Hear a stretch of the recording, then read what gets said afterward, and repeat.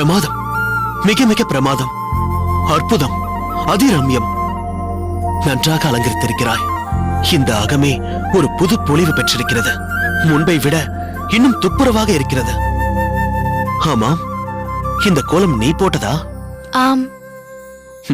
பாசுரம் பாடுவதில் மட்டுமல்ல, அகத்தை அலங்கரிப்பதிலும் கலை நயத்திலும் நீ தேர்ச்சி பெற்றிருக்கிறாய். அடியேனின் தாயின் படத்தை இப்படியும் அலங்கரிக்க முடியும் என்று அடியேனுக்கு என்றுமே தோன்றியதில்லை.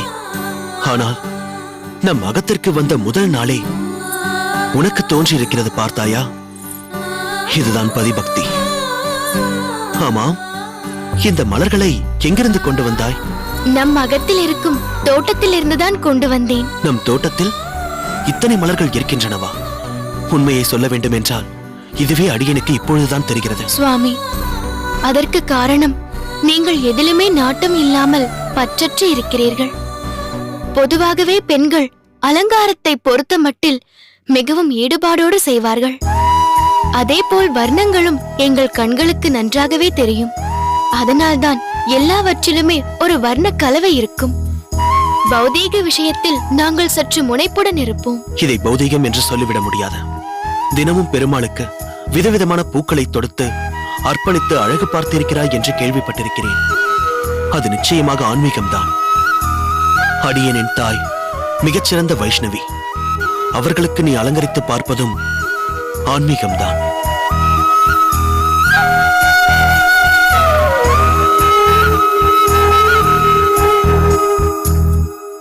உன் அலங்காரத்தோடு தாயின் படத்தை பார்க்கும் போது அவர் இங்கு பிரத்யட்சமானது போல் தோன்றுகிறது.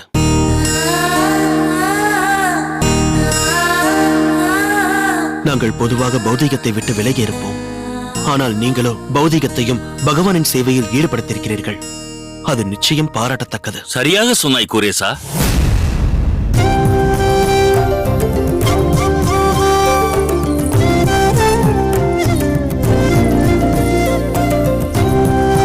குரேசா, உன் தாய் மறைந்த பிறகு இன்றுதான் நம் அகம் போல் இருக்கிறது. ஸ்வர்கலோகமாக திகழ்கிறது. எங்கு பார்த்தாலும் கோலம் போடப்பட்டுள்ளது. மிகவும் துப்புரவாகவும் நேர்த்தியாகவும் இருக்கிறது. ஒரு அகத்தில் ஒரு பெண், அவள் தாயாக இருந்தாலும் சரி, மகளாக இருந்தாலும் சரி, சக தர்மினியாக இருந்தாலும் சரி, பெண் என்பவள் எத்தனை இன்றியமையாதவள் என்பது இப்பொழுதுதான் புரிகிறது. ஆண்டாளை மெச்ச வார்த்தைகளே இல்லை. ஆண்டாளை பாராட்டும் அதே சமயத்தில் உன்னையும் வேறு ஒரு காரணத்திற்காக பாராட்ட வேண்டும் குரேசா. எனக்கு பிறகு உன்னை யார் பார்த்துக் கொள்ளப் போகிறார்கள் என்ற கவலை எனக்கு இருந்து கொண்டே இருந்தது. ஆனால் அந்த ஆதிகேசவ பெருமாள் உன் மனதில் புகுந்து உன் வாயாலேயே ஆண்டாளை கல்யாணம் செய்து கொள்ள சம்மதம் சொல்ல வைத்து விட்டார், பார்த்தாயா? ஆண்டாள், என் கவலை உன் தந்தையின் வேதனை என்று பலருடைய சங்கடங்களுக்கும் நொடியில் ஒரு தீர்வை, ஒரு விடுவை கொடுத்து விட்டார் அந்த பெருமாள். தீர்வே இல்லை என்ற பிரச்சனையை மிகவும் சுலபமாக தீர்த்து வைத்து விட்டார். எனக்கு மிகவும் மகிழ்ச்சியாக இருக்கிறது. ஆத்மார்த்தமாக சொல்ல வேண்டும் என்றால், இவன் கல்யாணம் செய்து கொள்ளப் போவதில்லை என்று உறுதியாக சொன்ன பின்தான் உன்னை கோயிலில் சந்தித்தேன். பாசுரத்திலும் பெருமாள் மீதும் ஈடுபாடும் கொண்ட சர்வ லட்சணமும் பொருந்திய நீ எனக்கு மருமகளாக வந்தால் நன்றாக இருந்திருக்கும் என்று பலமுறை அடியேன் எண்ணியதுண்டு. ஒருகால் என் அடிமனதில் உதித்த எண்ணம் அந்த ஆதிகேசவனின் மனதையும் தொட்டிருக்க வேண்டும். அதுதான் நான் விரும்பியபடியே உன்னை இந்த அகத்தின் மாற்று பெண்ணாக அனுப்பியிருக்கிறார்.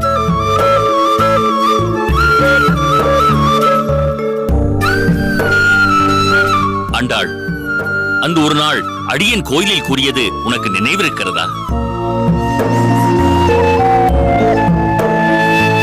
உனக்கு ஒரு குறையும் ஏற்படாது.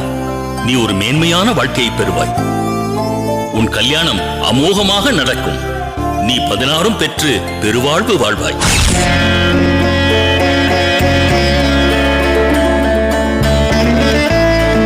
அன்று ஏதோ ஒரு நினைவில் நான் உனக்கு அப்படி ஒரு ஆசி வழங்கியது இன்று பரிபூரணமாக பலித்து விட்டது. குரேசன் என் மகன் என்பதற்காக இதை சொல்லவில்லை. உண்மையாகவே சொல்கிறேன். உனக்கு ஒரு சிறந்த வாழ்க்கை துணை அமைந்துள்ளான் என்பதை எண்ணி இன்று நான் மிக்க மகிழ்ச்சி கொள்கிறேன். உங்கள் இருவரையும் நான் மனதார வாழ்த்துகிறேன்.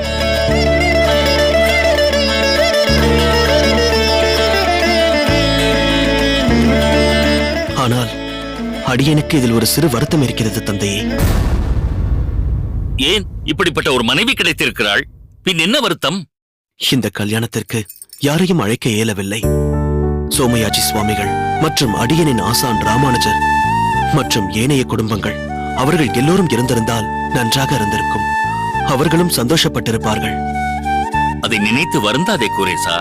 சந்தர்ப்ப சூழ்நிலையை எடுத்துச் சொன்னால் அவர்கள் புரிந்து கொள்வார்கள். நீ ஆண்டாளுடன் சோமயாஜி சுவாமிகள் அகத்திற்கு சென்று நேரில் ஆசி பெற்று வா. யாரும் தவறாக நினைத்துக் கொள்ள மாட்டார்கள். முன்னதாக அவர்களுக்கு தகவல் தெரிவித்துவிட்டு சென்று வா. அப்படியே செய்கிறேன் தந்தையே.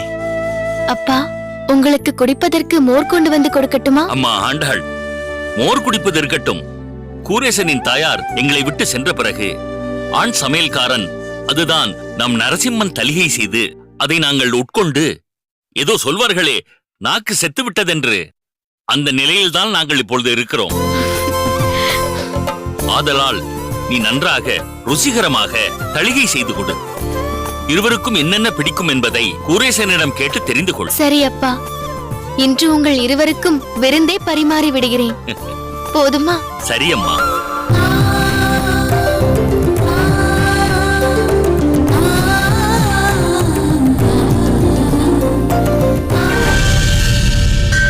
ஆதிகேசவா, உன் மகிமையே மகிமை. அந்த குழந்தை ஆண்டாளுக்கு திருமணமே நடக்காது என்றுதான் எல்லோரும் எண்ணியிருந்தோம். ஆனால் அவளுக்கு திருமணம் நடந்தது மட்டுமல்லாமல் எப்படிப்பட்ட கணவனை அவளுக்கு அமைத்துக் கொடுத்திருக்கிறாய். உன்னையே நினைத்துக் கொண்டிருக்கும் ஆண்டாளுக்கு அருள் புரிந்து விட்டாய், அருள் புரிந்து விட்டாய். ஆனால் என்ன, ஆண்டாள் தினமும் இங்கு வளைய வளைய வந்து கொண்டிருந்தாள். இப்பொழுது அவள் இல்லாதது ஒரு வெறுமையை ஏற்படுத்தியுள்ளது. இன்று உன் திருமுகத்தில் ஏதோ வித்தியாசம் தெரிகிறது. எப்பொழுதும் அடியேன் பார்ப்பது போல் இல்லையே. இது எனது கற்பனையா, இல்லை உண்மையிலேயே உன் திருமுகத்தில் ஏதாவது மாற்றம் ஏற்பட்டுள்ளதா? அடியேன் ஒன்றும் அறியேன்.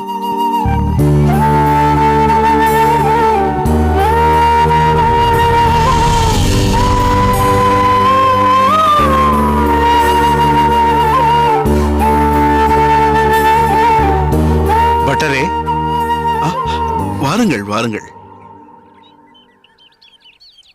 தனியாக அமர்ந்து என்ன சிந்தனை? இந்த ஆதிகேசவன் என்னுடன் இருக்கும் வரை எனக்கு என்ன தனிமை? ஆனால் என்ன, ஆண்டாள் இங்கு இல்லாததுதான் ஒரு குறையாக இருக்கிறது. அதுவும் சரிதான். அவள் அகத்தில் இருந்த நேரத்தை விட இங்கு கழித்த பொழுதுதானே அதிகம். இதை வாங்கிக் கொள்ளுங்கள். இந்த வேஷ்டியை பெருமாளுக்கு சாற்றி விடுங்கள். ஆண்டாளுக்கு நல்லபடியாக கல்யாணம் நடந்தால் இதை அர்ப்பணிக்கிறோம் என்று வேண்டியிருந்தோம். மிகவும் நல்லது சுவாமி. இந்த வேஷ்டி தங்களுக்கு. இதெல்லாம் அடியனுக்கு எதற்கு சுவாமி? சுவாமி, ஆண்டாளுடைய நலனில் மிகுந்த அக்கறை கொண்டவர்களில் நீங்களும் ஒருவர். ஏதோ எங்களால் முடிந்தது, மறுக்காமல் ஏற்றுக்கொள்ளுங்கள்.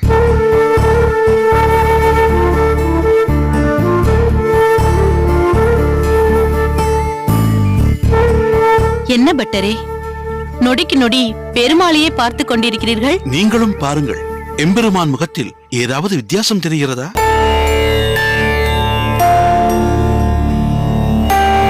எங்கள் கண்களுக்கு எதுவும் புலப்படவில்லை. அவரது திருமுகம் சற்று வாட்டம் கண்டிருப்பது போல் அடியேனுக்கு தோன்றுகிறது.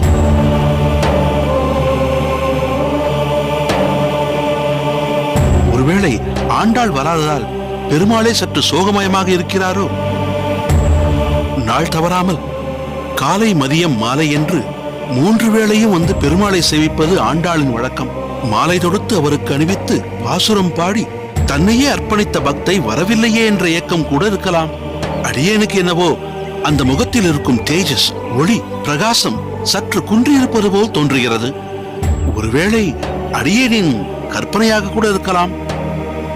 உங்கள் கண்ணோட்டத்தில் நீங்கள் சொல்வது சரியாக இருக்கலாம்.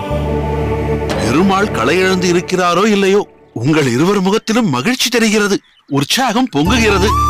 அது இயல்புதானே சுவாமி. எப்பேற்பட்ட சூழலில் இக்கட்டில் நாங்கள் இருந்தோம் என்பது தாங்கள் அறிந்ததுதானே. ஆண்டாள் தான் எங்கள் உலகம். அவளுக்கு ஒரு நல்ல இடத்தில் கல்யாணம் நடந்ததால் ஒரு பெரிய சுமை நீங்கியது, கவலை தீர்ந்தது. அதனால்தான் தெளிவாக இருக்கிறோம். அன்று மட்டும் கூரேசன் எங்களை தொடர்ந்து வந்திருக்காவிட்டால் இன்று நாங்களே உங்கள் முன் இருந்திருக்க மாட்டோம். வேறு ஒன்றையும் நினைத்து பார்த்தீர்களா? அன்று ஒரு நாள் இதே கோவிலில் கூரேசனின் தந்தை உங்களிடம் ஒன்று கூறினாரே, ஆண்டாளுக்கு ஒரு நல்ல வாழ்க்கை அமையும் என்று.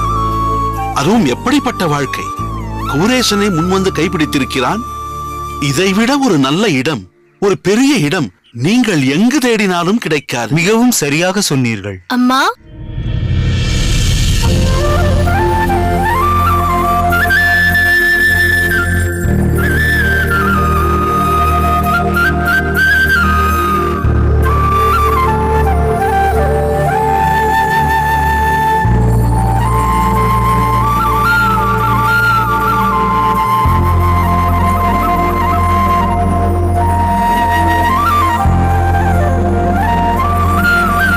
நமஸ்காரம் சுவாமிகள். வாருங்கள் வாருங்கள், உங்களை பற்றி தான் பேசிக் கொண்டிருந்தோம். சுவாமி, அடியோடு மாறிவிட்டீர்களே. பஞ்சகட்சம் என்ன, சிகையில் மாற்றம் என்ன! ஆண்டாளும் தான் இந்த மடிசாரில் தெய்வாம்சமாக தெரிகிறாள். இருவரும் திவ்ய தம்பதிகளாக இருக்கிறீர்கள். இதேபோல் என்றென்றும் க்ஷேமமாக இருக்க வேண்டும். எல்லாம் உங்களை போன்ற பெரியவர்களின் ஆசி சுவாமி. ஆண்டாளை பார்க்காமல் பெருமாளே சற்று சோகமயமாக இருந்தார் போல் அடியேனுக்கு தோன்றியது. நானும் அதே நிலையில்தான் இருந்தேன், பெருமாளை தரிசிக்காமல். ஆனால் இவரிடம் கூறுவதற்கு ஒருவித தயக்கம். கல்யாணமான புதிதிலேயே இங்கு செல்ல வேண்டும், அங்கு செல்ல வேண்டும் என்று எப்படி சொல்வது? அதை அடியேன் புரிந்து கொண்டேன். இவள் முகத்தில் ஒரு வாட்டம் தெரிந்தது. அதன் காரணத்தையும் யூகித்தேன். பெருமாளை தரிசிக்க செல்லலாம் என்று அடியேன் சொன்னதும் இவள் முகத்தில் மகிழ்ச்சி பொங்கியது. அதுதான் உடனே புறப்பட்டு விட்டோம். மனைவியின் மனமறிந்து நடப்பவன் காலத்தால் என்றுமே போற்றப்படுவான். நீங்கள் இவளுக்கு கணவனாக அமைந்தது பெருமாளின் கடாட்சம்தான். வாருங்கள், பெருமாளை சேவிக்கலாம். இவர்களை பார்த்து நம் மனம் குளிர்ந்தது போல் ஆண்டாளை பார்த்து ஆதிகேசவன் மனமும் குளிரட்டும். வாருங்கள், குடு ஆண்டாள், வாருங்கள்.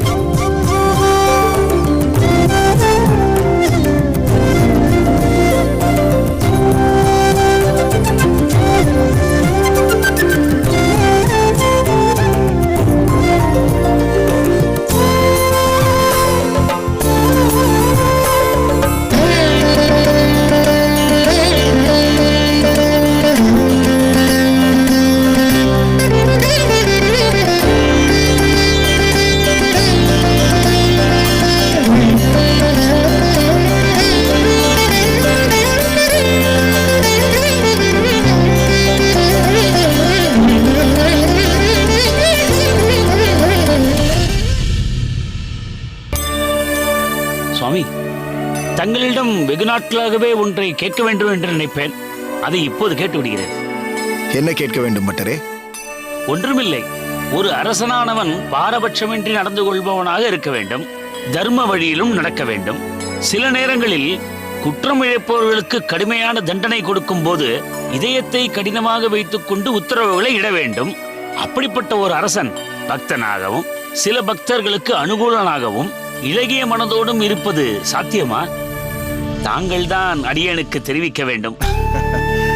பட்டரே, வெகு நாட்களாக ஓடிய கேள்வி அல்லவா? அதுதான். ஒன்று விடாமல் கேள்விகளை கேட்டு முடித்து விட்டீர்கள். பதில் கிடைக்கும் அல்லவா? மிகவும் கடினமான கேள்வியை கேட்டு விட்டேனோ, அல்லது அது போன்ற அரசரை காண்பது கடினமோ? அப்படியெல்லாம் ஒன்றுமில்லை. முற்காலத்தில் ஜனகர் போன்றவர்கள் அரச தர்மத்தையும் கடைபிடித்து பரமார்த்த தத்துவங்களிலும் சிறந்து விளங்கி பக்தர்களையும் போற்றி வணங்கி இருக்கிறார்கள். ஆனால் நடப்பது கலியுகமாயிற்றே. இதில் பக்தர்களையும் அவக்தர்களையும் அறிந்து கொள்வதே மிகவும் கடினம். இருப்பினும் இந்த கலியுகத்திலும் அரசராகவும் பக்தராகவும் திகழ்ந்து சக வைஷ்ணவரிடம் மிகுந்த விசுவாசமுடையவராக விளங்கிய குலசேகர ஆழ்வாரை நிச்சயம் குறிப்பிட்டே ஆக வேண்டும். அவர் எம்பெருமானின் கௌஸ்துபமணியின் அம்சமாக சேரநாட்டின் திருவஞ்சிக் களத்தில் அவதரித்தவர். அவரது பக்தி நிலையை பற்றி கூறுமே. இந்த செவி படைத்த பயனாய் அதை கேட்டு மகிழ்கிறேன். குலசேகர ஆழ்வார் பெருமாளின் மீது தீரா காதல் கொண்டு அனுதினமும் பித்தனாய் போற்றி வந்தார். இதனால் குலசேகர பெருமாள் என்றே அனைவரும் அவரை அழைத்தனர். ஓ, அவர் பெருமாளை மட்டுமல்ல, அவருடைய அடியார்களையும் மிகவும் கொண்டாடினார். ஒரு சமயம் ஸ்ரீரங்கநாத பெருமாளை சேவிக்க விரும்பி ஸ்ரீரங்கம் புறப்பட்டார். நம் அரசர் ஸ்ரீரங்கம் சென்றால் ரங்கநாதரிடமே பிரேமை கொண்டு ஸ்ரீரங்கத்திலே இருந்து விடுவார், பின்பு நாடு திரும்ப மாட்டார் என்று எண்ணிய அமைச்சர்கள் குலசேகர ஆழ்வார் புறப்படும் நாளன்று நிறைய வைஷ்ணவர்களை அரண்மனைக்கு அனுப்பி அரசனை காணும்படி செய்தனர். அச்சோ, ஆழ்வார் அப்படியானால் ஸ்ரீரங்கம் போக முடியவில்லையா? ஆம், திருமாலை வழிபடுவதை காட்டிலும் அவன் அடியார்க்கு அன்னமளிப்பதே மேல் என்று யாத்திரையை தள்ளி போட்டார். இப்படியாக அவர் ஸ்ரீரங்கம் புறப்படும் நேரமெல்லாம் அடியார்களை கொண்டு ஆழ்வாரை யாத்திரை செய்யாமல் தடுத்து வந்தனர் மந்திரிகள். பிறகு என்னதான் ஆயிற்று திருக்கச்சி நம்பிகளே? திருமாலடியார்களை கொண்டாடி கொண்டு ஆழ்வார் அரண்மனையிலே தங்கிவிட்டாரோ? ஆம்பட்டரே, ஆழ்வார் அரண்மனையிலேயே தங்கிவிட்டார். அவருக்காகவே அடியார்களும் அரண்மனையிலேயே தங்கினர். அவர்கள் அரண்மனையின் ஆலோசனை மண்டபம் மற்றும் பிற இடங்கள், இப்படி எல்லா இடங்களுக்கும் சென்று வர உரிமை பெற்றிருந்தனர். அவர்களுக்கு முழு சுதந்திரத்தை குலசேகர ஆழ்வார் கொடுத்திருந்தார். இதனால் பொறாமையடைந்த சில மந்திரிகள் அடியார்களிடம் குலசேகர ஆழ்வாருக்கு வெறுப்புண்டாகும்படி செய்ய நிச்சயித்தனர். ஒரு நாள் பெருமாளுக்கு திருமஞ்சனம் நடைபெற்றுக் கொண்டிருந்தது. பெருமாளுக்கு அணிவிப்பதற்காக செய்யப்பட்டிருந்த விலை உயர்ந்த ஒரு முத்து மாலையை சில மந்திரிகள் ஒளித்து வைத்து விட்டனர். திருமஞ்சனம் முடிந்து மாலையை காணாத அர்ச்சகர்கள் அரசனிடம் இதை பற்றி தெரிவித்தனர். அரசனும் தன் மந்திரிகளிடம் சீக்கிரம் திருடனை கண்டுபிடிக்க ஆணை பிறப்பித்தான். அதற்கு மந்திரிகள், இந்த அரண்மனையில் தங்கு தடையின்றி உலவி வரும் அடியார்களில் ஒருவர்தான் மாலையை திருடியிருக்க வேண்டும் என்று சொன்னார். அதை கேட்ட குலசேகர ஆழ்வார் மிகவும் மனம் வருந்தி, திருமாலின் அடியார்கள் ஒரு காலம் இது போன்ற செயல்களை செய்ய மாட்டார்கள், இது அந்த திருமாலின் மீது ஆணை, இதை நான் நிரூபித்து காட்டுகிறேன் என்று கூறி ஒரு குடத்தை கொண்டு வரச் செய்து அதனுள் ஒரு கொடிய விஷ பாம்பை இட்டார். பிறகு அடியார்களில் ஒருவரை குற்றத்தை செய்திருந்தால் இந்த விஷப்பாம்பு அடியேனை தீண்டட்டும் என்று கூறி குடத்தில் தன் கையை இட்டார். உண்மைக்கு கட்டுப்பட்ட அந்த பாம்பானது குலசேகர ஆழ்வாரை தீண்டவில்லை. வைஷ்ணவர்களின் பெருமையை இதன் மூலம் இவ்வுலகிற்கு எடுத்துக் காட்டினார். அப்பப்பா, என்னே ஆழ்வாரின் நம்பிக்கை! பிறகு என்னவாயிற்று? அமைச்சர்கள் தங்களுடைய தவறை ஒப்புக்கொண்டு குலசேகர ஆழ்வாரின் காலில் விழுந்து மன்னிப்பு கேட்டனர். மிகவும் பிரமிப்பாக இருக்கிறது. அதே சமயத்தில் ஆழ்வார் வைஷ்ணவர்களிடம் காட்டிய விசுவாசமும் அடியேனை மெய்சிலிர்க்க வைக்கிறது. சுவாமி, வைஷ்ணவ அடியார்களுக்காக தன் வாழ்வை அடிமைப்படுத்திய அரசர் குலசேகர ஆழ்வார். அதைப்போல் அருகிலுள்ள தேசத்திற்கு அரசர் போன்ற ஒருவர் எளியோருக்கும் வறியோருக்கும் வாரி வழங்கும் வள்ளல் ஒருவர் தன் தர்மபத்தினியோடு வருகிறார் பாருங்கள்.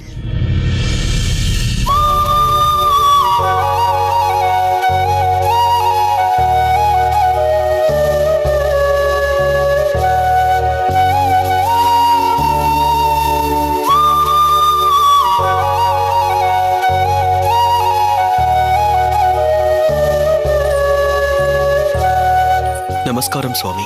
வா குரேசா. இது அடியனின் தர்மபத்தினி ஆண்டாள். நமஸ்காரம். நமஸ்காரம்.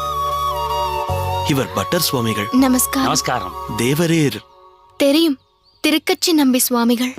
உனக்கு எப்படி தெரியும்? என்ன குரேசா, திருக்கச்சி நம்பி சுவாமிகளை அறியாதவர்கள் இந்த காஞ்சியம்பதி சுற்று வட்டாரத்தில் உள்ள வைஷ்ணவ சமூகத்தில் இருப்பார்களா என்ன? அவ்வளவு பெருமை தேவரீருடையது. அதெல்லாம் ஒன்றுமில்லை. வரதனுக்கு அடியவன் என்ற ஒன்றை தவிர அடியேனுக்கு வேறு என்ன பெருமை இருக்கப் போகிறது? குரேசா, அடியேன் காஞ்சியம்பதியில் இருந்தாலும் உன் கல்யாண விஷயம் பற்றி கேள்விப்பட்டேன். வெகு விரைவாக முடிவெடுத்து உடனேயே மனம் புரிய வேண்டிய சூழலையும் அறிந்தேன். ஆம் சுவாமி, தங்களையெல்லாம் அழைத்து கல்யாண பந்தலில் கௌரவிக்க முடியாததற்கு அடியேனை பொறுத்தருள வேண்டும். என்ன குரேசா, திருக்கச்சி நம்பிகள் என்ன பரசுராமரா உன் மேல் கோபம் கொள்வதற்கு? இவர் என்றும் சாந்த ஸ்வரூபி. உன் கல்யாணம் பற்றி கேள்விப்பட்டதும் வரதன் சன்னதியில் நின்றபடியே பிரார்த்தனை செய்து மானசீகமாக உனக்கு ஆசைகளையும் நல்கிவிட்டார். குரேசா, உன் அகமுடையால் கூற மாதிகேசவ பெருமாளுக்கு செய்து வரும் கைங்கரியம் பற்றியும் அடியேன் கேள்விப்பட்டேன். ஒரு நாள் சேவைக்குள் பலவிதமான மலர்களை பெருமாளின் மலர் பாதங்களில் சேர்ப்பித்து விடுவாளாமே? சுவாமி, தங்களை ஒப்பிடும் பொழுது நான் செய்தது மிகவும் சிறிய சேவைதான். தாங்களோ உங்கள் வாழ்க்கையை சேவையாக இந்த வரதனுக்கு அர்ப்பணித்திருக்கிறீர்கள். அப்படி சொல்லம்மா. திருக்கச்சி நம்பிகளை பற்றி நன்கு அறிந்து வைத்திருக்கிறாய். கூரத்திலும் இவரது புகழ் இந்த வரதனை போலவே பரவி இருக்கிறது. கூரத்து கோயிலின் பட்டரும் என்னுடைய தந்தையும் இவரை பற்றியும் இவரது கைங்கரியங்களை பற்றியும் புகழாத நாளே இல்லை. ஆதிகேசவனிடம் கொண்ட பக்திக்கும் சேவைக்கும் இவரையே முன்மாதிரியாக கொண்டுதான் நானும் கைங்கரியம் செய்து கொண்டிருக்கிறேன். இன்று வரை அடியேனை வழிநடத்தி வரும் தாங்கள் இனி எங்கள் இருவருக்கும் குருவாக இருந்து அருளாசி வழங்க வேண்டும். என்னப்பா கூரேசா, நீயும் ராமானுஜனைப் போல் அடியேனுக்கு குருஸ்தானம் கொடுத்தெல்லாம் பேசுகிறாய். அது பொருந்தாது கூரேசா. உனக்கும் சரி ராமானுஜனுக்கும் சரி குருவாக விளங்கும் தகுதியெல்லாம் அடியேனுக்கு இருப்பதாக அடியேன் கருதவில்லை. சுவாமி, இது தங்களின் பெருந்தன்மையை தான் வெளிப்படுத்துகிறது. சுவாமி, ராமானுஜர் தற்போது காஞ்சியம்பதியில் தான் இருக்கிறாரா? தற்போது ராமானுஜன் இங்கு இல்லை கூரேசா. திருப்புட்குழி பாடசாலைக்கு சென்றிருக்கிறான். பொழுது சாய்ந்ததும் தான் வருவான்.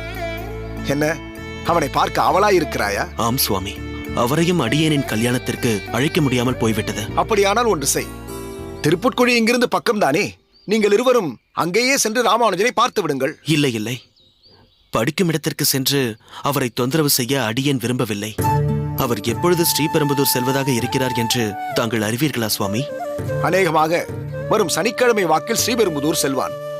பொதுவாக அதுதான் வழக்கம். அப்படி என்றால் சரி, நாங்கள் அங்கேயே சென்று அவரை சந்திக்கிறோம். அவர் தாய் தந்தையின் ஆசிகளையும் பெற்று மகிழ்வோம். இதுவும் நல்ல யோசனைதான். மட்டரே, சுவாமி, தம்பதிகளை அழைத்துச் சென்று வரதனை சேவிக்கச் செய். அப்படியே ஆகட்டும். சுவாமி, தாங்கள் நீங்கள் முன்னே செல்லுங்கள். அடியேன் சற்று நேரத்தில் சன்னதிக்கு வந்து விடுகிறேன். வாருங்கள் ஆகட்டும் சுவாமி. வாருங்கள். வருகிறேன் நம்பிகளே.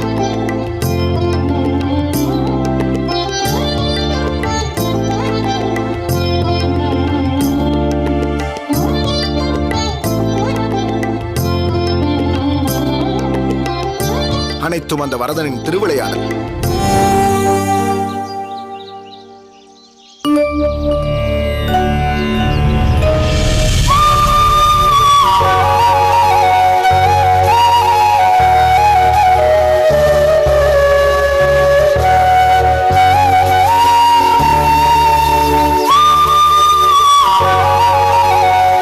தஞ்சா,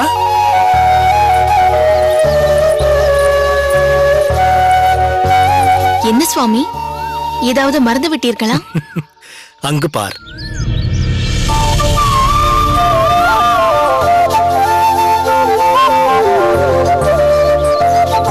யார் இவர்கள்? வேண்டப்பட்டவர்களா?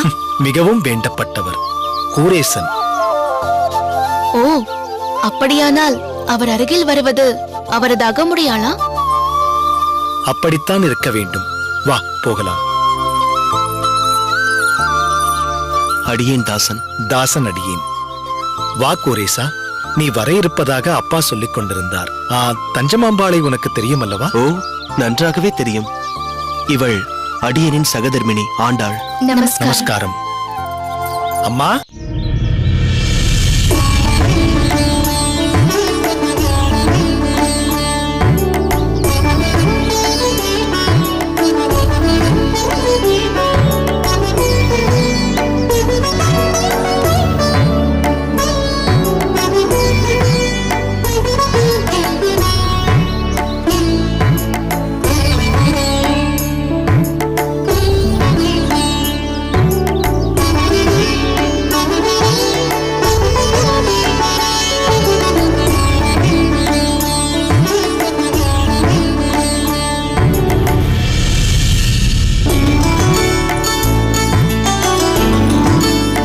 வாருங்கள்.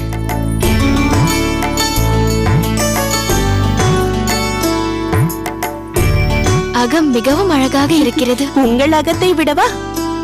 இதில் சிறிது பழங்கள் இருக்கிறது, இந்தாருங்கள். இதெல்லாம் எதற்கு கூரேசா? ஒருவரை காணச் செல்லும் போது பழங்களையாவது எடுத்துச் செல்வதுதானே முறை. அதுதானே நம் சம்பிரதாயம். இந்தாருங்கள். சரி, உட்காருங்கள்.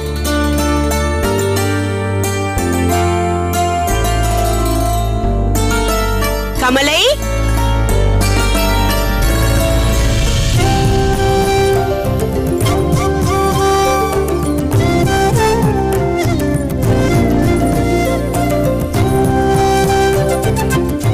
இல்லத்திற்கு முதல் முறையாக வந்திருக்கிறீர்கள். பால் பழம் அருந்துங்கள்.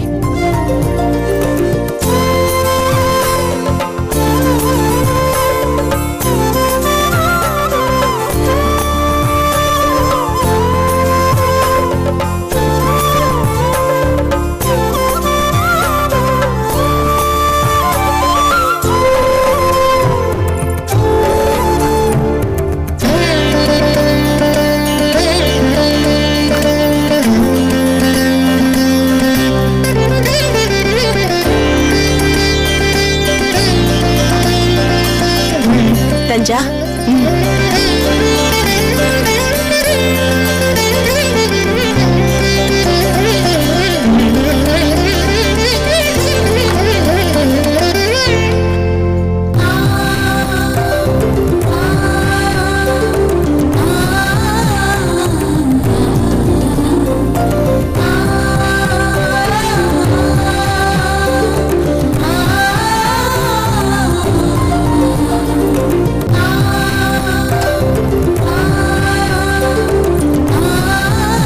தஞ்சா, அதை கொண்டு போய் உள்ளே வை. அம்மா, நானும் கொடுக்க வேண்டும். இல்லை கமலை, இது பெண்கள் கொடுக்க வேண்டிய விஷயம். நானும் பெண் தானே. நீயும் பெண்தான், ஆனால் நீ குழந்தை. குழந்தையெல்லாம் கொடுக்க கூடாது. நான் கொடுக்க வேண்டும். தவறொன்றும் இல்லை. குழந்தைதானே, கொடுத்துவிட்டு போகட்டும். வா கமலை, நீயும் கொடு.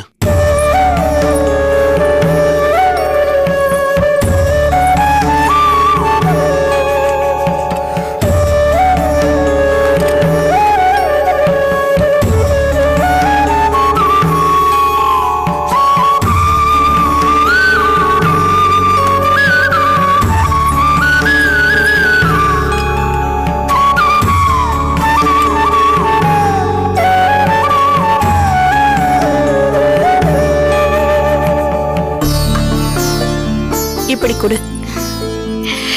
சமர்த்து, வா. சுவாமி, சேவித்துக் கொள்கிறோம்.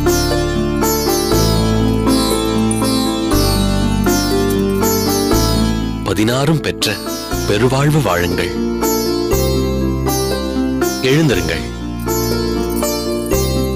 உட்காருங்கள்.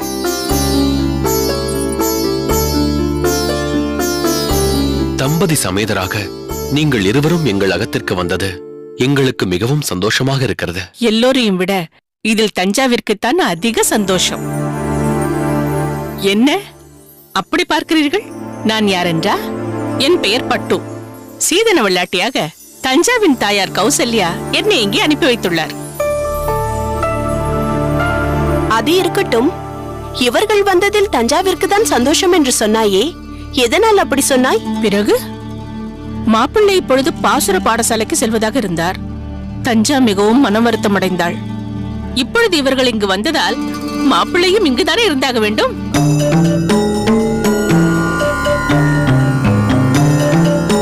நீங்கள் எல்லோரும் அடியேனை மன்னிக்க வேண்டும்.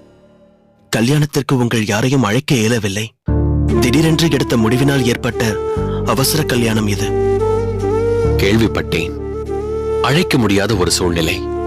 அதற்கு நீங்கள் என்ன செய்ய முடியும்? உண்மையிலேயே உன்னை பாராட்ட வேண்டும் குரேசா. மற்றவர்கள் வாழ்க்கையில் கல்யாணம் என்பது ஒரு சடங்கு, ஒரு நிகழ்வு. ஆனால் உன் வாழ்க்கையில் அது ஒரு சாதனை, ஒரு சகாப்தம். ஒருவரும் முன்வரத் துணியாத போது துணிந்து முன்வந்தாயே. இந்த துணிவு, இந்த தைரியம், இந்த பரந்த மனப்பான்மை பொதுவாக யாருக்குமே வராது. அந்த விதத்தில் நீ மிகவும் உயர்ந்து நிற்கிறாய். ஆண்டாள், உனக்கு அமைந்திருப்பது சர்வ உத்தமமான ஒரு அகமுடையான். இவனை நினைத்து என்றென்றும் நீ பெருமை கொள்ளலாம். சரியாக சொன்னீர்கள். இருவருமே கொடுத்து வைத்தவர்கள்தான். பார்த்த மாத்திரத்திலேயே பல விஷயங்களை சொல்லிவிடுவாள் இந்த பட்டு. ஜாதக பொருத்தமெல்லாம் ஒரு பக்கம் இருக்கட்டும், ஆண்டாளின் முகத்தை பாருங்கள். சாட்சாத் அந்த மகாலட்சுமியே நேரில் வந்தது போல இருக்கிறாள். ஆண்டாள், எனக்கு உன்னை மிகவும் பிடித்திருக்கிறது.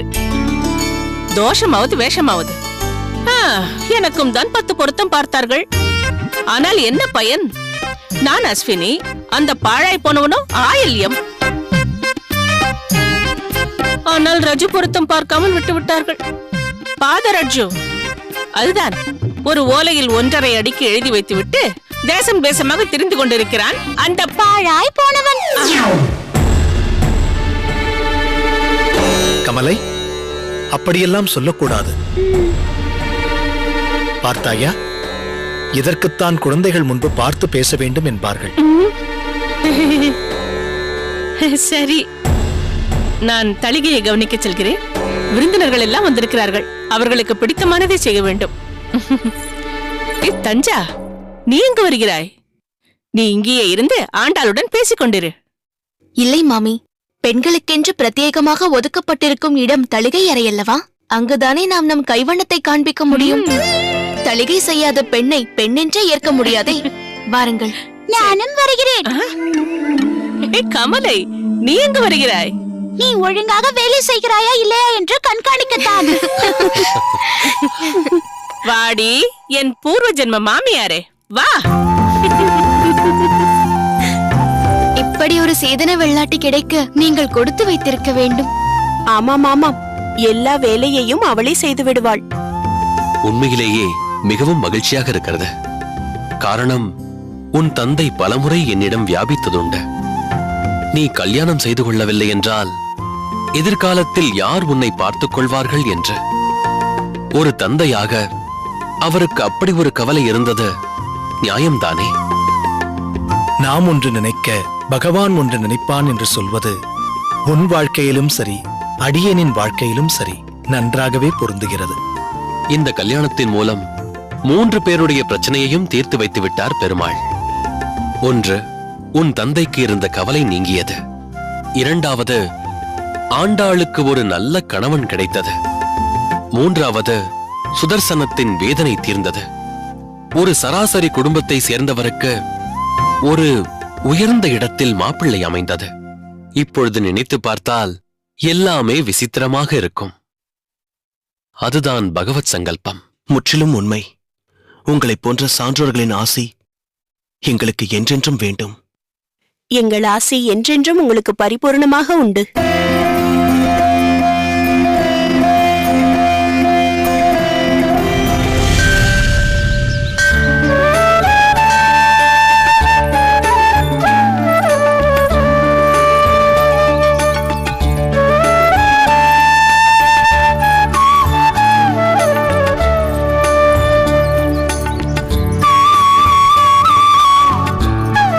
நீங்கள் முதலில் இந்த நீங்கள் வாருங்கள் போங்கள் என்பதை நிறுத்துங்கள். நாம் இருவரும் ஒரே வயதை ஒத்தவர்கள்தான். அப்படியென்றால் நீங்களும் என்னை வா போ என்றே அழைக்கலாமே. என் மனதில் அதுதான் இருந்தது ஆண்டாள். ஆனால் நீங்கள் இல்லை இல்லை, நீ எப்படி எடுத்துக்கொள்வாயோ என்றுதான் தயங்கினேன். எனக்கும் உன்னை நீங்கள் வாருங்கள் என்று அழைப்பதற்கு சற்று அந்நியமாகத்தான் இருந்தது தஞ்சா. ஆனால் எடுத்த எடுப்பிலேயே ஏக வசனத்தில் அழைத்தால் எப்படி எடுத்துக்கொள்வாயோ என்றுதான் எனக்கும் தயக்கம். உண்மையை சொல்ல வேண்டும் என்றால் இப்படி நீ வா போ என்று சொன்னால்தான் சற்று அந்யோன்யமாக இருக்கிறது, பாந்தமாகவும் இருக்கிறது. நான் நினைத்ததையே தான் நீயும் சொல்கிறாய். அப்படி என்றால் நாம் இருவருக்கும் நன்றாக ஒத்துப்போகிறது என்று சொல். என் நகத்துக்காரருக்கும் கோரேஸ்வரனாவுக்கும் ஒத்துப்போவது போல். ஒற்றுமை இதில் மட்டும்தானா? நம் இருவருக்கும் அமைந்துள்ள அகத்துக்காரர்களை பற்றி சற்று யோசித்துப்பார். இருவருக்குமே கல்யாணத்தில் பெரிதாக நாட்டமில்லாமல் இருந்தது. வாஸ்தவம்தான். இருவரும் தமிழ் பாசுரத்தில் மிகுந்த ஈடுபாட்டை கொண்டவர்கள், சாஸ்திர விதிமுறைகளை கடுமையாக அனுஷ்டிப்பவர்கள், அனைத்து தரப்பு மக்களின் முன்னேற்றத்தையும் நம் சம்பிரதாயத்தை அனைவரும் அறியச் செய்து உலக மக்களை ஓய்விக்க வேண்டும் என்ற லட்சியம் கொண்டவர்கள். உன் கல்யாணம் மிகவும் விமர்சையாக ஒரு இளவரசியின் கல்யாணம் போல் நடக்க வேண்டியது. காரணம், கோரேசரண்ணா கோரத்திற்கே இளவரசர் போலல்லவா? எங்கள் கல்யாணத்திற்கு உங்கள் அனைவரையும் அழைக்க முடியவில்லையே என்று அவர் மிகவும் வருந்திக் கொண்டிருந்தார். கல்யாணம் நடந்து முடிந்ததும் உன் அகத்துக்காரரை சந்திக்க வேண்டும் என்று அவர் தவித்துக் கொண்டிருந்தார். இவருக்கு அவர் மீது அத்துணை ஈடுபாடு. அதை நான் அறிவேன் ஆண்டாள். அதே போல் நாம் இருவரும் இருக்க வேண்டும் என்பதுதான் என் ஆசை. என்ன யோசிக்கிறாய்? இல்லை, நம் மனித மனம் சற்றே விசித்திரமானது. முன்பின் தெரியாமல் இருந்தாலும் சிலரை பார்த்ததுமே பிடித்துவிடும். ஏதோ வருடக்கணக்காக சேர்ந்தே இருப்பது போல் ஒரு உணர்வு ஏற்படும். அதேபோல் சிலரை பார்த்த உடனே பிடிக்காமல் போவதும் உண்டு. நம்மை அறியாமல் ஒருவித வெறுப்பு என்று சொல்ல முடியாது. ஆனால் இவருடன் அதிகம் பழக வேண்டாம் என்று தோன்றும். இதில் நான் எந்த ரகத்தை சேர்ந்திருக்கிறேன்? இதை நான் சொல்லித்தான் தெரிய வேண்டுமா? அது என்னவோ தெரியவில்லை. உன்னை பார்த்த மாத்திரத்திலேயே மிகவும் பிடித்து விட்டது. நாம் அடிக்கடி சந்திக்க வேண்டும். ராமானுஜர் அண்ணாவும் நீயும் அவசியம் அகத்திற்கு வர வேண்டும். நான் வருவது என் கையில் இல்லை. என் அகத்துக்காரரை பார்ப்பதே எனக்கு அரிதாக உள்ளது. திருப்புட்குழிக்கு சென்றால் எப்பொழுது வருவார் என்பது அவர் வந்த அன்றுதான் தெரியும். சில சமயம் எதிர்பார்த்து ஏமாந்து போனதுதான் மிச்சம். புரிகிறது. எங்கள் கல்யாணமும் எதிர்பார்க்காத கல்யாணம் தானே. நிச்சயதார்த்தம் நடக்க வேண்டிய நாளில் கல்யாணமே நடந்து முடிந்தது. சந்தர்ப்ப சூழ்நிலை எப்படி வேண்டுமானாலும் இருந்துவிட்டு போகட்டும். உனக்கு அமைந்துள்ள அகத்துக்காரரை நினைத்து நீ மகிழ்ச்சி கொள்ளலாம். என் அகத்துக்காரரை நினைத்து நானும் மகிழ்வதுண்டு. இந்த ஊரை பிரமிக்கும் அளவிற்கு ஞானசீலர் அவர். அவருடைய சகதர்மினி என்று சொல்வதில் எனக்கும் பெருமைதான். ஆனால் அந்த பெருமையின் பின்னால் பல தியாகங்களும் இருக்கின்றன. புரிகிறது தஞ்சா. ராமானுஜர் அண்ணாவின் பிரிவு உன்னை மிகவும் வாட்டுகிறது. இருப்பினும் அகத்துக்காரியை ஏன் சகதர்மினி என்று சொல்கிறார்கள் தெரியுமா? கணவருடன் உறுதுணையாக இருந்து அவர் கடைபிடிக்கும் தர்மத்தில் தன்னையும் ஒரு சகியாக இணைத்துக் கொண்டு அவருடைய தர்மங்கள் அனைத்தையும் அனுஷ்டிப்பதற்கு ஏதுவாக அவள் செயல்படுவதால் ஒரு பெண் சகதர்மினியாகிறாள். குரேசா, இப்போது நீ கிரகஸ்தாசிர தர்மத்தை ஏற்றுக்கொண்டிருக்கிறாய். இதெல்லாம் தேவையில்லை. பகவத் விஷயத்தில் ஈடுபட்டு உலக மக்களை உய்விக்கும் சேவைகளை மட்டும் செய்ய வேண்டும் என்றுதான் நாம் இருவருமே நினைக்கிறோம். ஆனால் பெருமாளின் திருவுளமோ வேறு விதமாக இருக்கிறது. பிறவிக் கடலை கடக்கும் நம் பயணத்தில் இன்னொரு ஜீவாத்மாவையும் நம்முடன் இணைத்து விட்டார். அது புரிகிறது சுவாமி. ஆனால் அடியனுக்கு இதில் ஒரு சந்தேகம், ஒரு தயக்கம் உள்ளது. அது என்ன சந்தேகம், என்ன தயக்கம்? இந்த லௌகீகத்திலிருந்தும் வெளி உலகத்திலிருந்தும் விடுபட்டு நம்மை நாமே பகவானை சென்றடைய செய்வது கடினமாக இருக்கும் பொழுது மற்றொரு ஜீவாத்மாவையும் நம்முடன் அழைத்துச் செல்லும் பொறுப்பை ஏற்றிருப்பது கடினம் அல்லவா? அப்படி நினைக்காதே கோரேசா. நம்மை மட்டும் உய்விப்பதற்காக ஏற்பட்டதல்ல வேதங்களும் தமிழ் பாசுரங்களும். முக்தியை பெற்று நாம் மட்டுமே பகவானை சென்றடைய வேண்டும் என்று நினைப்பது சுயநலமாகிவிடும்.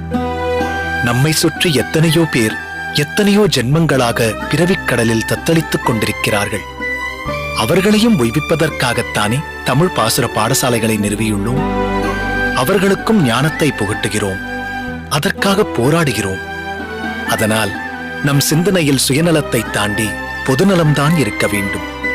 உலக மக்களை பிறப்பு இறப்பு என்ற கர்ம பந்தத்திலிருந்து காப்பாற்ற நாம் எத்தனை பிறவிகள் வேண்டுமானாலும் எடுக்க தயாராக இருக்க வேண்டும். பகவான் கண்ணனும் இதையேதான் கூறுகிறார். என்னை பற்றிய இந்த உன்னத ஞானத்தை யார் ஒருவன் மற்றவருக்கு எடுத்துரைக்கிறானோ அவனே எனக்கு மிகவும் பிரியமானவன் என்று அர்ஜுனனுக்கு கீதையில் உபதேசிக்கிறார். அவ்வகையில் நாம் பகவானுக்கு பிரியமானவராக இருக்க வேண்டும் என்றால் சுயநலத்தை விடுத்து பொதுநலத்தோடு திகழ வேண்டும். மேலும் நம் இருவருக்குமே வாய்த்துள்ள சகதர்மிணிகள் போற்றத்தக்கவர்கள். நீங்கள் சொல்வது முற்றிலும் உண்மையே. அதை அடியேனும் ஏற்றுக்கொள்கிறேன். ஆனால் என்னவோ தெரியவில்லை, சமீப காலமாக ஜமீன் பொறுப்பில் அடியனுக்கு அதிக நாட்டம் செல்வதில்லை. ஏதோ அடியனுடைய நேரங்கள் எல்லாம் பௌதீக விஷயத்திலேயே வீணாவது போல் தோன்றுகிறது. அனைத்தையும் துறக்க வேண்டும் என்ற எண்ணம் தான் மேலோங்கி இருக்கிறது. உன் எண்ணம் நியாயமானதுதான் குரேசா. ஆனால் அதற்காக எல்லோரும் எல்லாவற்றையும் உதறித் தள்ளிவிட்டுத்தான் பகவத் சேவையில் ஈடுபட வேண்டும் என்ற கட்டாயம் இல்லை. அவர்களிடம் சேர்ந்துள்ள அந்த செல்வத்தை, அந்த லக்ஷ்மியை பெருமாளின் கைங்கரியத்திற்காக செலவிடலாம். அதுவும் ஒரு உயர்ந்த சேவைதான். நமக்கு ஒன்றுமே இல்லை என்று சிலர் அனைத்தையும் துறந்துவிட்டு காட்டுக்கு செல்லலாம். ஆனால் அவர்களை விட அனைத்தும் இருந்தும் அதிலெல்லாம் பற்றில்லாமல் நித்தியம் அந்த பகவானின் ஸ்மரணத்திலேயே வாழ்ந்து அனைத்து ஐஸ்வர்யங்களையும் பெருமாளின் சேவையில் ஈடுபடுத்துபவனே உண்மையில் உன்னத சிரேஷ்டன். அவ்வகையில் நீதான் உண்மையான துறவி கூரேசா.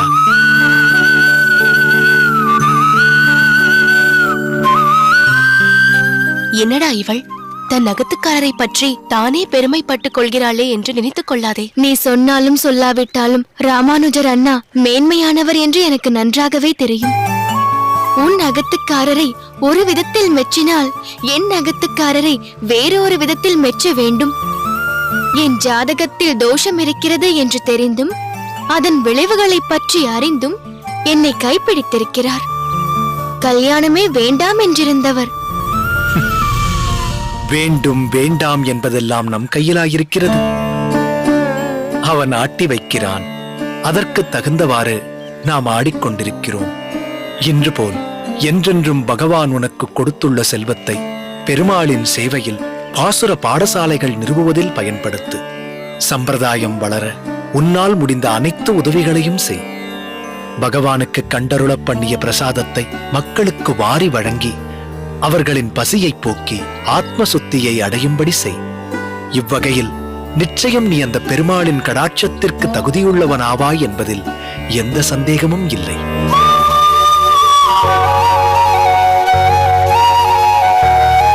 என் நகத்துக்காரருக்கு எப்பொழுதுமே மற்றவர்களை பற்றிய சிந்தனைதான். அவர் அவ்வளவு மேன்மையானவர். திருப்புட்குழியில் வேதாந்தங்களை பற்றிய ஆராய்ச்சியில் ஈடுபட்டிருக்கிறீர்கள் என்று கேள்விப்பட்டேன். பகவானின் கல்யாண குணத்தில் லயித்திருக்கும் உங்களுக்கு வேதாந்த பாடம் சுவைக்கிறதா? வேதாந்தமாக இருந்தாலும் அது பகவானை பற்றித்தானே மறைமுகமாக எடுத்துரைக்கிறது. வேதாந்தத்தில் மறைத்து வைக்கப்பட்டுள்ள பகவானின் பெருமைகளை வெளிக்கொணர வேண்டும் என்பதற்காகத்தான் அடியேன் வேதாந்தம் பயில்கிறேன். மேலும் திருக்கச்சி நம்பி சுவாமிகளின் மடத்தில் அடியேன் தங்குவதால் சிறிது நேரமே ஆனாலும் அவரின் இனிமையான குரலினால் பாசுரங்களை சேவிப்பதாலும் அதற்கு தக்க விளக்கங்களை அவர் திருமுகம் மலர்ந்து தெரிவிப்பதாலும் அடியேனின் மனதிற்கு வேதாந்தத்தால் ஏற்பட்ட வறட்சிக்கு வைணவ வளம் கிடைக்கிறது. அடியேன் இங்கு வரும் 2 நாட்களில் கூட பாடசாலையில்தான் பெரும்பகுதி நேரத்தை ஒதுக்குகிறேன். இதில் தஞ்சாவுக்கு சற்று வருத்தமும் கூட.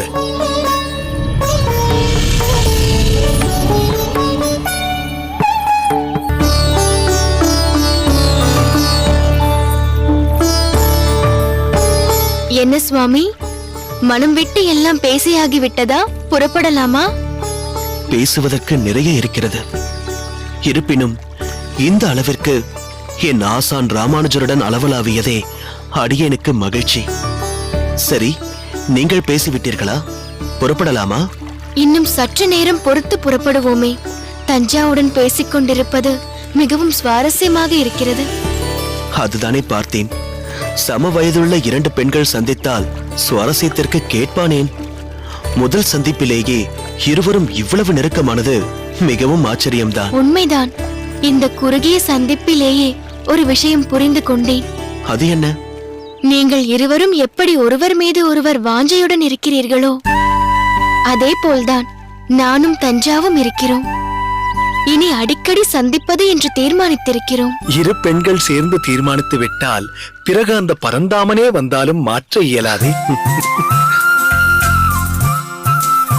உங்கள் நட்பு நன்றாக வளரட்டும்.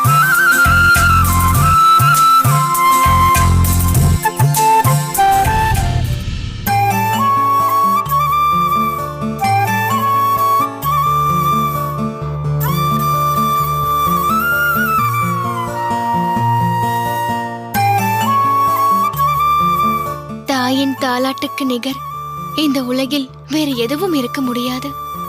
இப்படி உன் மடியில் படுத்து எவ்வளவு காலமாகிவிட்டதம்மா. அம்மா, உனக்கு ஒன்றும் சுமையாக இல்லையே? மண்ணுக்கு மரம் பாரமா என்று சொல்வார்கள். என் மகளின் தலை இந்த மடிக்கு பாரமாகுமா? இப்பொழுதுதான் உன்னை தொட்டிலில் போட்டது போல் இருக்கிறது. நீயும் வளர்ந்து உனக்கும் ஒரு கல்யாணம் நடந்து நினைத்து பார்த்தாலே பிரமிப்பாக இருக்கிறது. அதுவும் ஒரு உயர்ந்த இடத்தில் மாப்பிள்ளை அமைந்து. எல்லாம் அந்த பெருமாளின் கருணை கடாட்சம்.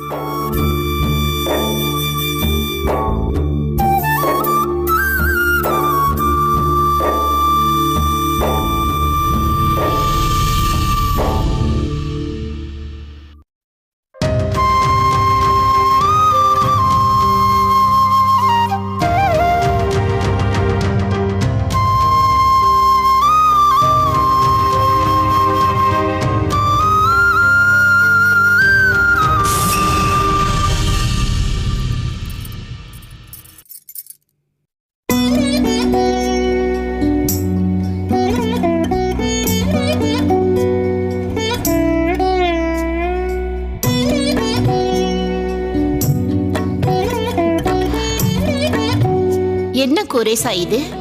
நீயோ நன்றாக வளர்ந்து பெரியவனாகிவிட்டாய்.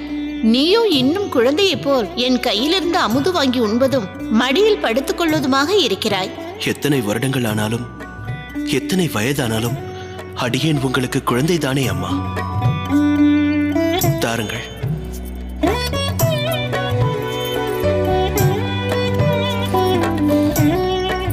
பொதுவாக ஒரு அம்மா தான் தன் பிள்ளையிடம் இது போல் சொல்வாள்.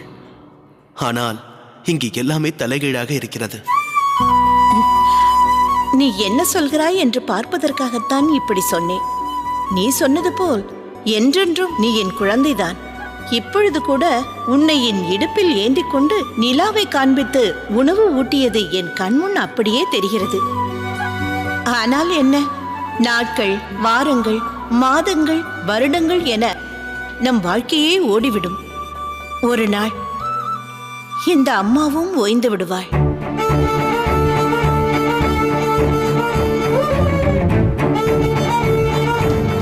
அதன் பிறகு உனக்கு மிஞ்சி இருக்க போவதெல்லாம் என் நினைவுகள் மட்டும்தான். போதும் அம்மா, இப்படியெல்லாம் பேசாதீர்கள்.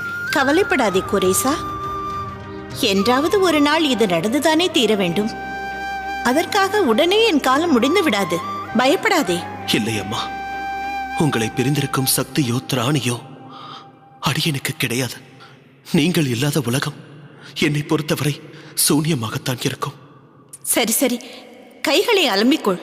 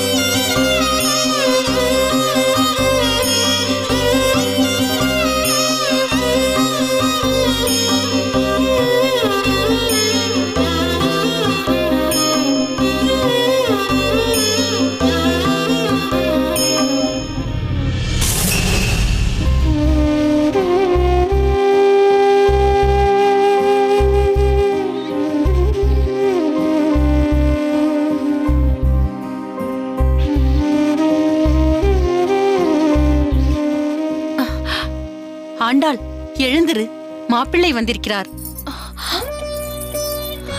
இருக்கட்டும், ஓய்வெடுத்துக் கொள்ளட்டும். மன்னிக்க வேண்டும் சுவாமி.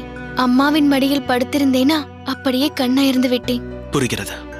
தாயின் மடியில் கிடைக்கும் சுகம் அலாதிதான். அடியேனும் அறிவேன். அதனால் உனக்கு எந்த குற்ற உணர்வும் வேண்டாம்.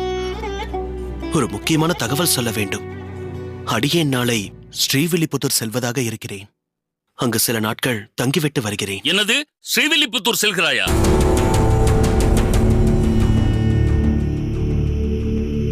ஆம் தந்தையே. சென்ற முறை சோமயாஜி சுவாமிகளை பார்க்க சென்ற பொழுது ராமானுஜன் இப்பொழுது அங்கு இல்லாததால் தமிழ் பாசுரங்கள் பற்றிய சில விளக்கங்களை பாடசாலையில் அடியேன் கூற வேண்டும் என்று பட்டர்சாமி கேட்டுக்கொண்டார். அடியேனும் உடனே சம்மதம் தெரிவித்து விட்டேன். பாசுரத்தை பற்றி விளக்க செல்கிறாய் என்பது சந்தோஷமான விஷயம்தான். ஆனால் இப்பொழுதுதான் உனக்கும் ஆண்டாளுக்கும் கல்யாணம் நடந்துள்ளது. அதற்குள் அவளை நீ இங்கு விட்டுவிட்டு செல்வது... குறுக்கிடுவதற்கு மன்னிக்கவும். இவருடைய எண்ணங்களுக்கும் செயல்களுக்கும் எங்கள் கல்யாணம் ஒரு தடையாக இருக்கக்கூடாது என்றுதான் நான் எண்ணுகிறேன். இவர் கல்யாணம் செய்து கொள்ள தயங்கியதற்கு அதுவும் ஒரு காரணம் அல்லவா? அதனால் அவரை தடுக்க வேண்டாம். ஒரு சில நாட்கள் தானே. சரி, அப்படியே வைத்துக் கொண்டாலும் இங்கு நம் ஜமீனை பராமரிக்கும் பொறுப்பும் அவனுக்கு இருக்கிறதே. அதை யாரிடம் ஒப்படைப்பது? இதில் யோசிப்பதற்கு என்ன இருக்கிறது? அடியேன் வரும் வரை அந்த பொறுப்பை ஆண்டாள் பார்த்துக் கொள்வாள். இவள் என் அகத்துக்காரி என்பதற்காக இதை சொல்லவில்லை. தந்தையே, உங்களுக்கு நினைவிருக்கிறதா? முதலில் இவளை நாம் கோயிலில் பார்த்தபோது யாருமே தீர்த்து வைக்க முடியாத சிக்கலான ஒரு பிரச்சனையை மிகவும் சுலபமாக தீர்த்து வைத்தாள். அதிலேயே அவள் புத்தி சாதுரியம் தெரியவில்லையா? அதனால்தான் சொன்னேன், ஜமீன் பொறுப்பை இவளிடம் ஒப்படைக்கலாம் என்று. மிகச் சரியாக சொன்னாய். இது அடியனுக்கு தோன்றவில்லை பாரேன். உன் அகத்துக்காரியை நன்றாக அறிந்து வைத்திருக்கிறாய். ஆண்டாள், கூரீசன் சொன்னது போல் மீண்டும் குறுக்கிடுவதற்கு மன்னிக்கவும். என் அகத்துக்காரர் சொன்னது ஒரு புறம் இருக்கட்டும். அப்பா, நீங்கள் இருக்கும் பொழுது பொறுப்பை என்னிடம் ஒப்படைப்பது என்பது சரியல்ல. மற்றவர்களும் இதை ஏற்றுக்கொள்ள மாட்டார்கள். அன்று கோயிலில் ஏதோ என் மனதில் பட்டதை சொன்னேன். அதை வைத்துக்கொண்டு ஜமீன் பொறுப்பை என்னிடம் ஒப்படைப்பது, நான் மிகவும் சிறியவள். பொறு ஆண்டாள், பொறு. கணக்கு பிள்ளை, கூரேசனிடம் முதல் பொறுப்பை ஒப்படைத்த பொழுது என்ன நடந்தது என்பது உமக்கு நினைவிருக்கிறதா?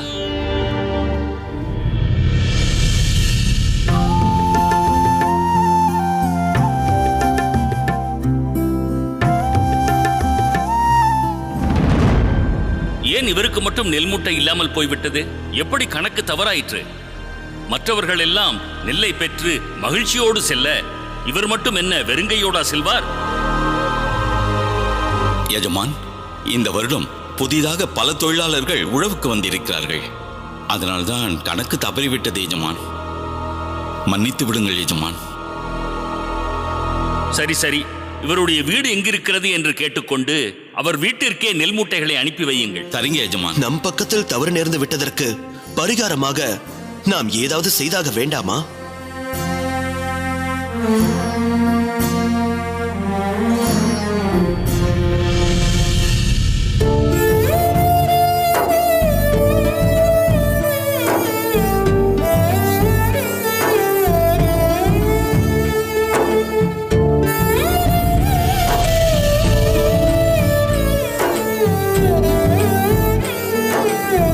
நாங்கள் செய்த தவறுக்கு இதுதான் பரிகாரம்.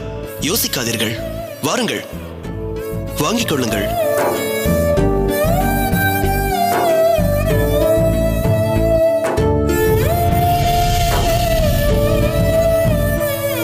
உன்னிடம் பொறுப்பை ஒப்படைக்க வேறொரு காரணம் இருக்கிறது.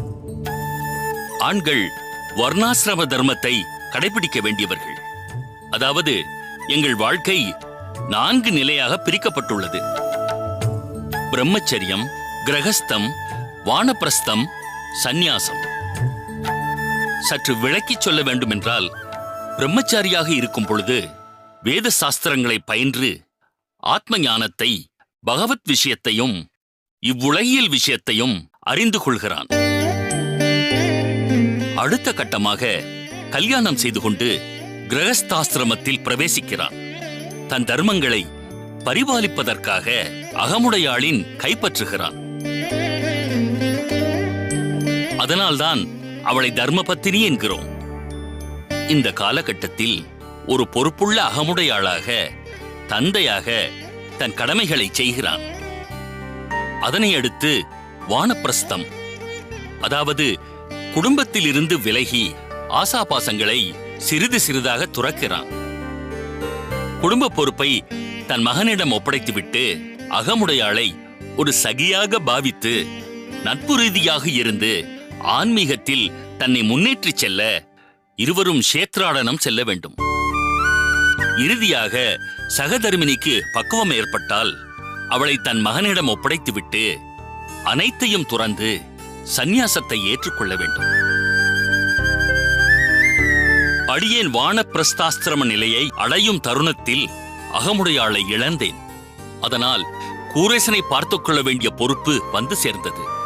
இப்பொழுது அவனை உன் வசம் ஒப்படைத்து விட்டேன். இதையெல்லாம் அடியேன் இப்பொழுது இவ்வளவு விஸ்தாரமாக சொல்ல காரணம், அடியேன் அடுத்த நிலை நோக்கி செல்ல வேண்டிய காலம் நெருங்கிவிட்டது. அதாவது கிரகசாஸ்திரமத்திலிருந்து வானப்பிரஸ்தத்தை நோக்கி செல்ல வேண்டும். க்ஷேத்ராடனம் செல்வதற்குண்டான ஏற்பாடுகளை கவனிக்கப் போகிறேன். என்ன தந்தையே சொல்கிறீர்கள்? க்ஷேத்ராடனம் செல்ல போகிறீர்களா? ஏன் பதட்டமடைகிறாய்? அதற்காக உடனே நாளையே புறப்படப் போகிறேன் என்ற அர்த்தம்? அதற்குண்டான தருணம் வந்துவிட்டது என்று சொன்னேன். அதனால் இந்த ஜமீனின் பொறுப்பை ஏற்றுக்கொள்வதில் எந்த தவறும் இல்லை ஆண்டாள். குரேசன் வந்த பிறகு திரும்ப அவனே பார்த்துக் கொள்கிறான். கணக்கு பிள்ளை, நம் ஜமீனை பற்றிய விவரங்களை ஆண்டாளுக்கு விளக்கமாக சொல்லிவிடுங்கள். சரிங்க எஜமான். சரி. குரேசா, நீ ஸ்ரீவில்லிபுத்தூர் செல்கிறாய் அல்லவா? வா, உன்னுடன் சற்று பேச வேண்டியிருக்கிறது. வருகிறேன்.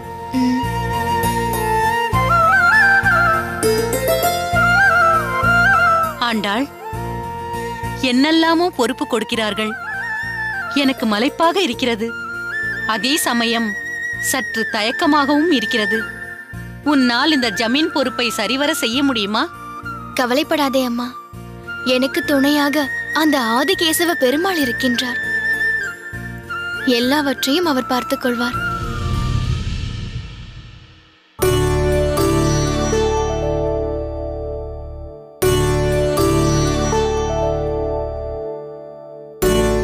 கணக்கு பிள்ளை, எசமா,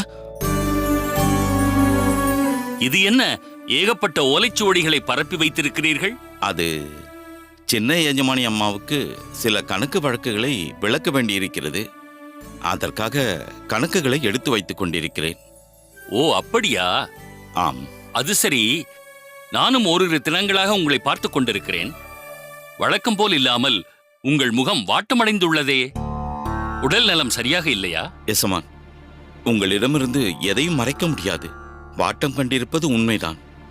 ஆனால் அதற்கு காரணம் உடல் இல்லை, மனம். அப்படி என்ன மனக்கவலை உமக்கு? என்னிடம் தாராளமாக பகிர்ந்து கொள்ளலாம். என்னால் முடிந்த உதவியை செய்கிறேன். நீங்கள் கருணாமூர்த்தி, கொடைவள்ளல் என்பது எனக்கு தெரியும். அதனால்தான் கவலைப்படுகிறேன். உங்களை பற்றித்தான் வருந்திக் கொண்டிருக்கிறேன். என்னை பற்றியா?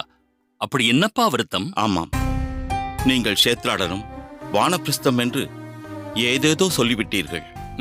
நீங்கள் இல்லாமல் இந்த ஜமீன் ஜமீனாகவே இருக்காது. இதுதான் உமது வருத்தமா? குரேசனிடம் சொன்னதைத்தான் உம்மிடமும் சொல்கிறேன். ஏதோ இன்றே கிளம்ப போவதாக வருத்தப்படுகிறீர்கள். அதற்கு இன்னும் அவகாசம் இருக்கிறது. மேலும் என்றாவது ஒரு நாள் எல்லோருமே செல்ல வேண்டியவர்கள் தானே. அதை நினைத்து இப்பொழுதுள்ள சந்தோஷத்தை நாம் இழந்துவிடக் கூடாது. சரி, நம் பண்ணையில் பணிபுரியும் யாருக்கோ ஏதோ அவசர நிதியுதவி தேவை என்று சொன்னீர்களே, என்ன அது? அது உங்களுக்கும் சின்ன எசமானருக்கும் பிரத்யேகமாக சமையலுக்கு அமர்த்திருந்தோமே நரசிம்மன், அவனுக்குத்தான். சரி, அவன் கேட்டதை கொடுத்து விடுங்கள். அவனே இங்கு வந்திருக்கிறான். உங்களை பார்ப்பதற்காக காத்து கொண்டிருக்கிறான். பாவம், இதுவரை நம்மிடம் எந்த உதவியும் கேட்டதில்லை. அப்படியா? சரி சரி, அவனை இங்கு வரச் சொல்லு. சரிங்க எசமா.